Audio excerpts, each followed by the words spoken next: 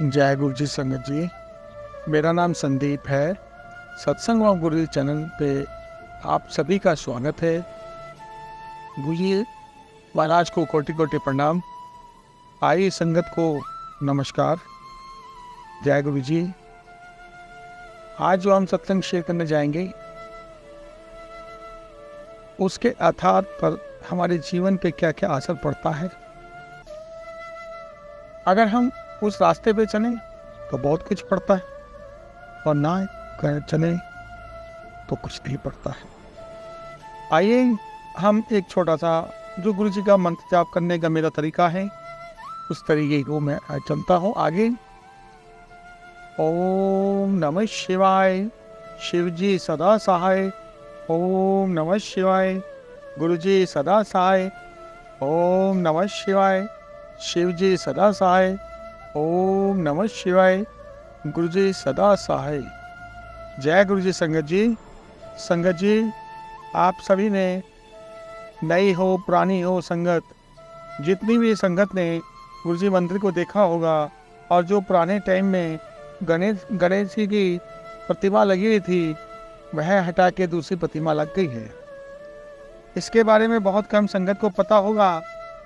और वह गणेश जी की मूर्ति जिस समय वहाँ पे लगी हुई थी, हमने खुद अपने लाइव दर्शन वहाँ गणेश जी महाराज के किए हुए हैं। ग्रीन आइस की रेंज उसमें से निकलती थी और साक्षात दर्शन होते थे। ये शुक्राना होता था गुरु जी का, गणपति महाराज जी का, जो कि वो हमारे को दर्शन देते थे।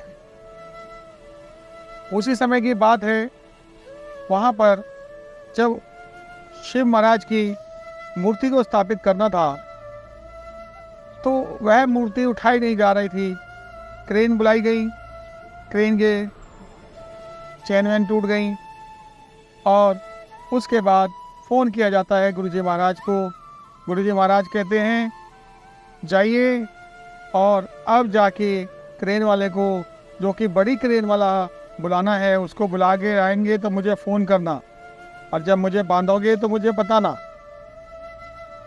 सबको समझ में नहीं आया कि मुझको बांधोगे, तो समझ में आया कि भाई गुरुजी ही विराजमान है। तो बड़ी देर में समझ में आया, क्रेन आई, फ़ोन मिलाया गया। गुरुजी लुधियाना मंदिर में बैठे थे। जब क्रेन के द्वारा फिर से स्थापित करने की कोशिश की गई, उनको बांधा गया, तो उन्होंने कहा थोड़ा आराम से बनो, दर्द हो रहा है। ये गुरुजी के वर्ड थे।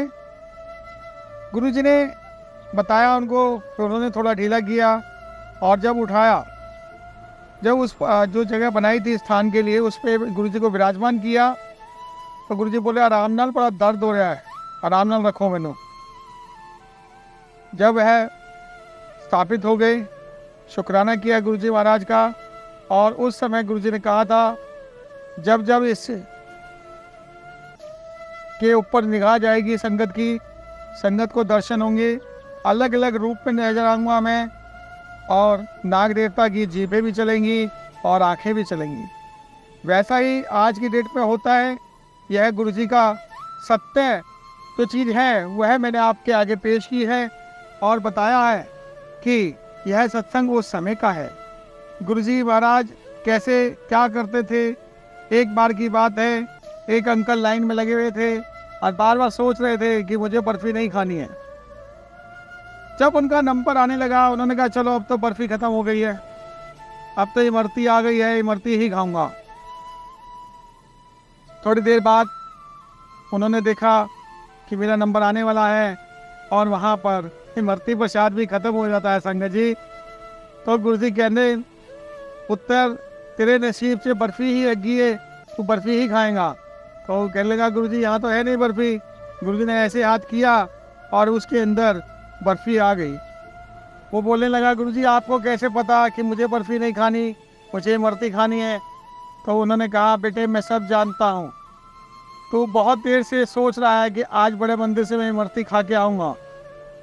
इमरती प्रसाद तेरे को मिलेगा, लेकिन जो तेरी सोच है उसको बदलना था मुझे, और आज के बाद तेरा मैंने कल्याण किया। तुझे कभी किसी चीज़ की कमी नहीं होगी, जो तू याद करेगा तुझे मिलेगी। और गुरुजी ने वैसा आशीर्वाद दिया। और वो अंकल आज भी कुछ नहीं मांगते हैं, और कहते हैं कि गुरुजी महाराज आपको पता है मुझे क्या खाना है, क्या पहनना है, क्या आगे चलना है और अपने बच्चों के लिए मुझे क्या करवाना है, क्या करना है।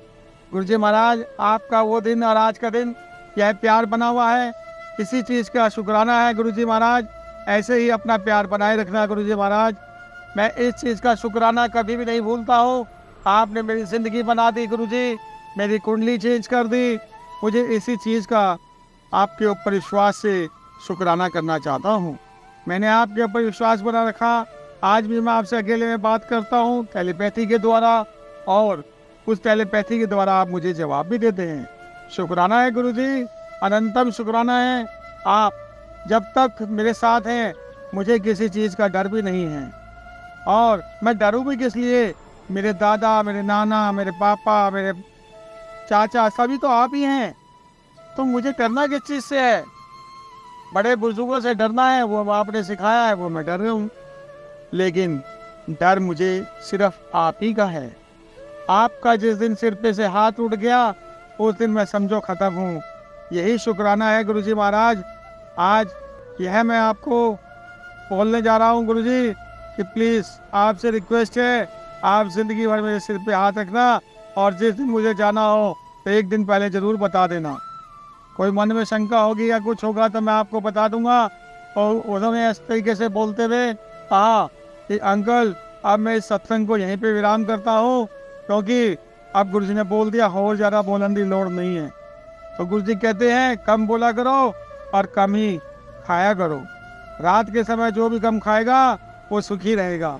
गुरुजी महाराज का ये नियम, गुरुजी महाराज ने जो लंगर में बनाया सिर्फ 2 रोटी प्रसाद का, वो इसीलिए बनाया कि लंगर की आप इज्जत करें, लंगर को छोड़े ना। 2 रोटी प्रसाद से ही आपका पूरा शरीर वो कर देते हैं कल्याण।